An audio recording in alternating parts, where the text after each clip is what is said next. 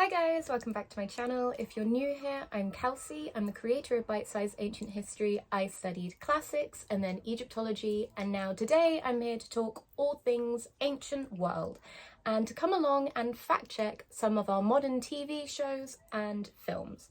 So if that sounds like something you might be interested in, don't forget to like this video and subscribe so that you don't miss out on any future content.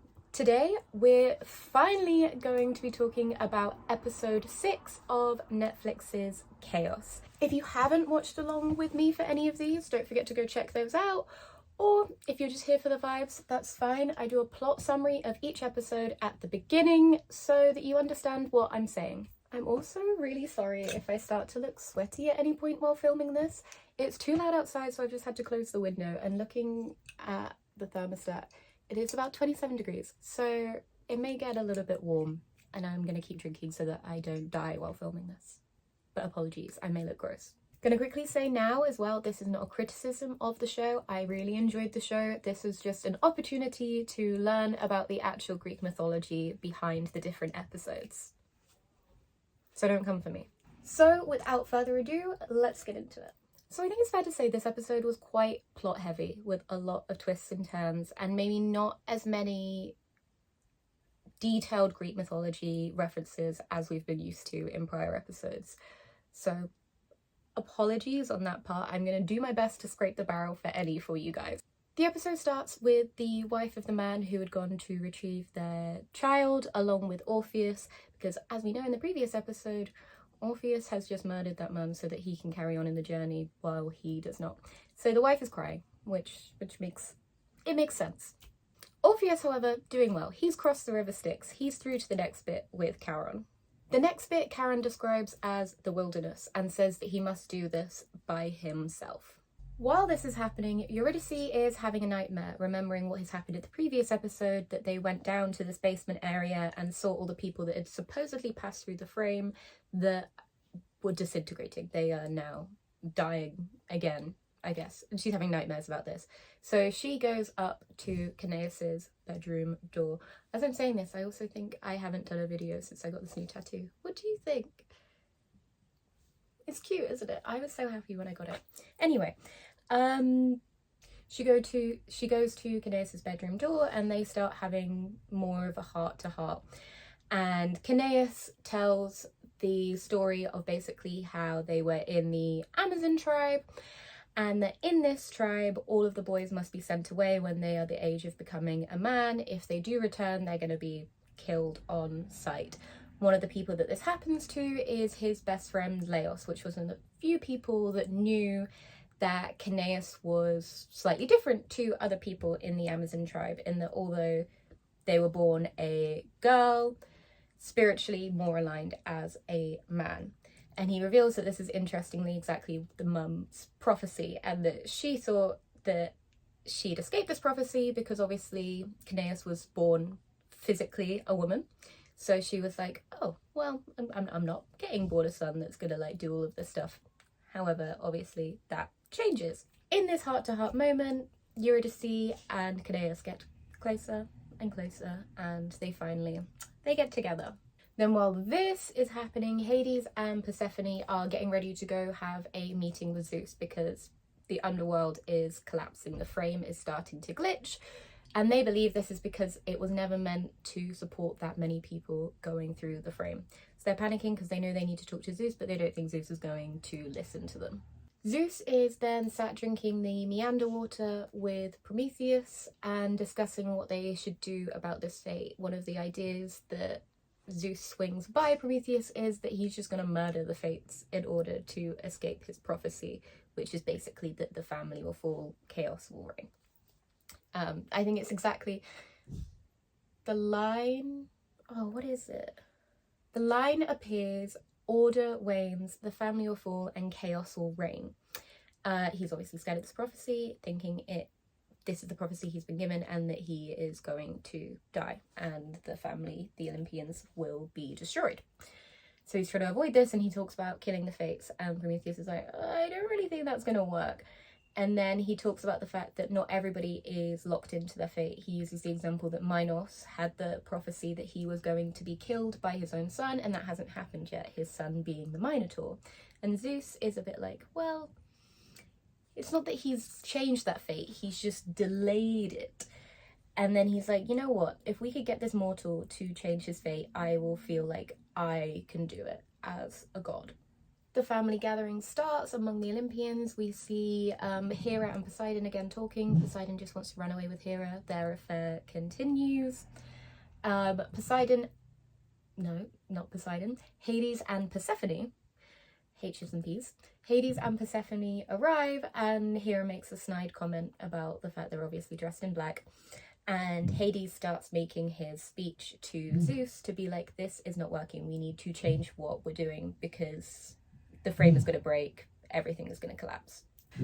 For some reason, unknown to us, Zeus starts to get a bit shifty about these, not accusations that Hades is making, they're just statements of fact. And he starts to get a bit weird with Hades, and he's like, get in the pool. Even though Persephone then makes it clear that Hades does not like swimming, and Hades is like, fine, whatever. If this is a weird mind game that he's playing, I'll go along with it. Hades carries on with his speech, and he's like, look, Zeus, I'm not scared of you, and you're really becoming like Dad. And as we know from previous episodes, their dad is a bad person, which we'll get into later, so it's a big claim. This does not go well with Zeus. So Zeus lightning bolts, electrocutes Hades in the swimming pool. He's fine, he survives. Probably not a great experience though. The super annoying character of Prue down in the underworld comes to apologise to Kaos for being a bit too prying about his prophecy, and sees Eurydice in the room with him, and she's like, interesting. Thought you were married? And Eurydice is like, well, I'm dead, so I don't know if that counts anymore. And she's like, not a big fan, gonna ignore this, okay. The two of them then carry on scheming that they're going to go to the river Lethe to basically save people from going into the frame. Meanwhile, Orpheus is still continuing his journey through the wilderness, which is very much like a desert landscape. He keeps seeing mirages of water that either become like sand or make him like start spitting up blood. Finally, one of the workers appear with a big like, you know what you get in an office, like the big bottles of water. I say like you get in an office. I've not seen it in a UK office, but I've only ever worked in the heritage like charity sector, so we probably can't even afford them if they do exist in the UK. One of those, picture an American office water thing, you know what I mean. And they offer water to him and they're like, you should drink this, you're gonna die. And he's like, cool, thank you so much. They're like, one catch though in the fine print. If you drink this, you will not get your wife back. So he's like, fine. He makes the choice. He's like, I'd rather die looking for Eurydice. And they're like, you have passed the test. You may proceed through. Zeus talks to Poseidon and asks him to go to Minos to kill his son so that he can break the prophecy. Hera talks to Poseidon and says, I want to join you because we really need this to happen because things are not going well with Zeus at the moment. Zeus is like, you need to make sure that he does this by himself so that I can prove that a mortal can do it. Of course, Poseidon ignores this, so he goes to the fates and he's like, is it possible to change a fate? And they're like, occasionally. Hera to Zeus is like, you're really now starting to behave like Dad. And they just say that basically he was a bad ruler and that Zeus overthrew him. And then when he did this, he absorbed part of his father's soul. And this now means that when he kills the mortals, he gets power from them. And this is why he keeps drinking that meander water. It all finally starts to come together that that's basically the power he's getting from the people going through the frame. And that's why he's created this process where every single person goes through the frame. It's thrown off the ballast because originally there should be more people going through. We're going to run out of souls. It's all chaotic, but he just wants power because he's scared of the prophecy. So Poseidon and Hera go see Minos, and they're like, bad news, you gotta kill your son. And he's like, I don't want to kill my son. There's a reason that I just kept him trapped down there so that I can avoid this. And they're like, this sucks to be you. Hera gives him a dagger and is like, you gotta do what you gotta do because I will literally kill your other child if you do not do this. And he's like, okay, fine. So Orpheus makes it through to the underworld and he is reunited with Eurydice, who is obviously not so happy to see him because he's just been with Kaos and they have their big plan. So that's very, very awkward. Dionysus is also not happy that he's made it all the way through because he was not allowed to let him make it all the way through. That was part of the deal. So he's panicking and he goes to Poseidon for help, and that's when he catches Poseidon and Hera having their affair, and that's where the episode ends. With that summary covered, let's now discuss if this is accurate according to ancient Greek mythology. Let's talk about this concept of the wilderness that the show mentions as part of his journey. So once he has crossed the river Styx, he has to go through this big desert where he's met with loads of tricks, of mirages, of water, and this feeling of thirst. No. So our main sources of evidence for this myth are works like Virgil's Georgics and Ovid's Metamorphoses. In these, we don't get a very vivid description of the actual journey to the underworld. The references that we have are more about the Styx part of the journey, which we did see in the TV show. That is accurate. They don't talk about him having to go through this wilderness thing. There's parts that mention that he's coming up against like ghosts and creatures like the Furies, so maybe that's what we're trying to mimic here, but not a specific reference to desert and thirst like we see in the TV show. There's also more of an important role on his musical abilities in the myth than there appears to be in the TV show, because he actually, which is, okay, fair enough, we cut this because I get how in a TV show this seems a little bit pathetic. He uses his lyre to like conquer these spirits and challenges that he comes across, the same way that he used it, which they did show in the show, the same way that he used it in order to be able to even get the right to like enter into the underworld. So no wilderness. What they do have right though is that he does do it by himself. Like that is mentioned in all of the myths, is that he's going solo for this and that he just kind of encounters Charon. They also mention that no one has ever done this before, and that is correct. If we're going with this loose timeline of Greek mythology, 2 other people do venture down to the underworld successfully. However, they're most likely after Orpheus. So we have Odysseus doing it in the Odyssey, and we have Hercules as one of his trials, which I think we've mentioned in other videos, so I'm not going to go into that too much now. I'll quickly speed run through it now, but basically if we look at Odysseus first, so this happens in book 11 of Homer's Odyssey, and this is basically because he needs to go down to the underworld to consult the prophet Tiresias, who's unfortunately dead, hence the underworld, to work out how he can go home, because it's been years. He keeps going around and around and getting so close and not quite making it. So he's like at a new level of desperation where he's willing to go down to the underworld to do it.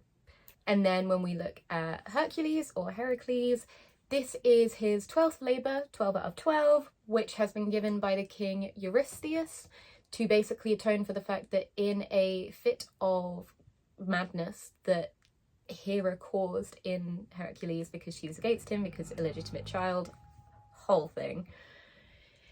12th labour, he has to go and get Cerberus to prove his strength. Basically, he wanted him to die and didn't think he would complete the labours, but he did. Next, as Kaos is opening up to Eurydice, we hear about their experience as a child living with the Amazon tribes. So the Amazon warriors are tricky. They're kind of from mythology, but we think they may be inspired by actual female warriors in Scythian tribes in the area. So we have references to them in works of Greek authors like Strabo and Diodorus. And we think they were probably located either near the Black Sea or Asia Minor. There's a lot of contradicting sources around them, and they don't have a lot of detail. They tend to also vary the later the sources get. So original sources, I say original, older sources state that the female warriors would take male lovers so that they could hope to have more female children to carry on the existence of the tribe. The question then remains, what do they do with the ones that are born male? A lot of more Greek sources would say that they would just give them back to the men that they had had the child with when they came of age, or send them to other neighbouring tribes. Later sources in the Roman period get a bit darker, and they talk about the fact that maybe they killed them as soon as they were born, which is closer to what we see in the TV show. Others also say that maybe they kept them as slaves or servants. Excitingly, there is a lot of archaeological evidence to back up the fact that there were female warriors like this in this region, so I love that. There also isn't really a character of Laos related to Kaos in Greek mythology, but they did get the female version of Kaos's name right. It would be Canis. I'll write it out here. So in mythology, the story starts with them being referred to as Canis and then later Kaos. So I think that's pretty cool that they got that right. Like an added little detail for us. Now it starts to get complicated, well, like really complicated to relate it to Greek mythology, because as we've said, the frame as a concept was not a thing in ancient Greek myth, and that is pretty intrinsic now to the plot of Kaos, the series, with the idea that they gifted the mortals the frame when in reality it's this machine so that Zeus can keep getting power. And it just isn't the case. Let's break it down into like a bit more detail. So basically, like, they stay away from the proper way in which Zeus overthrows Kronos. As we said previously, Zeus overthrew Kronos by like making him eat stones instead of baby Zeus. So when he makes Kronos throw up his siblings, he got his own prophecy that he was going to be overthrown by his children. In doing this, Zeus didn't absorb any of Kronos's soul, as they say in the show, which is pretty key. Likewise, the gods don't get power from mortals dying. If anything, it's the opposite. What we're taught in the concept of ancient Greek religion and myth is that the gods are nourished by human offerings. So when they go to a temple and they offer up a bull, a calf, or anything like that, that's what's actually giving them power and nourishment. So that saying that they get power and they die is the opposite. They need to be alive to be able to do that. So it's a little counterproductive and quite off-piste. So I'm intrigued to see where we go with this, because it's just very not what it is. And that's okay, that's okay. We're fine with that when that happens. Again, this is not a criticism of Kaos. No, there is no prophecy about Minos being killed by his son, aka the Minotaur. As we've discussed before, we're not going to go into the origin of the Minotaur. I'm pretty sure I did a whole section on that. But the Minotaur is ultimately killed by the hero Theseus with the help of the sister Ariadne. Gonna be intrigued to see how that one goes, because those characters do exist in this. The Minotaur is killed by Theseus, so the Minotaur never kills Minos, so we're going to have to go off-piste again to make that happen, which I imagine it will. And there's no moment where Minos tries to kill the Minotaur. He just keeps him trapped the entire time and uses him to basically punish other people. Minos doesn't die until much later. So after this whole shenanigans has gone on where Theseus has killed the Minotaur, Minos is quite unhappy with Daedalus, the person who made this labyrinth to keep the Minotaur, because he's like, you let me down, clearly this labyrinth wasn't that great. Daedalus is trying to escape with his son Icarus, with the wings and the wax that we've talked about, and Minos chases him all the way to Sicily. And here the king of Sicily kind of baits Minos and is initially welcoming to him, but then one of the myths states that he throws him into a snake pit because he's unhappy with the way he'd been treating Daedalus. Interestingly, Hera makes a comment about the fact that Persephone is wearing black, and she's like, you want to try a colour occasionally. And I think this is a really weird choice. And what I realised that Kaos hasn't mentioned is that in Greek mythology, Persephone is only going to be down in the underworld with Hades for 6 months of the year. This is because in the original myths, Hades kidnaps Persephone. Obviously, modern adaptations make it more flowery, more likeable. Like, there's a lot of different ways that people interpret the story, and that's fine. And he tries to get her to eat the pomegranate to stay down forever. She only eats 6 pomegranate seeds, which means she's only stuck in the underworld for 6 months at the time. The rest of the time she goes back up to her mother Demeter, who is the goddess of the harvest. And when she returns, this is symbolic of the coming of spring and summer in the seasons, because Demeter is happy that her daughter is back. When she goes back down to the underworld, this is when we enter autumn and winter, because Demeter again is sad. There is no light, there's no colour. Doesn't make sense that Persephone would only be wearing black.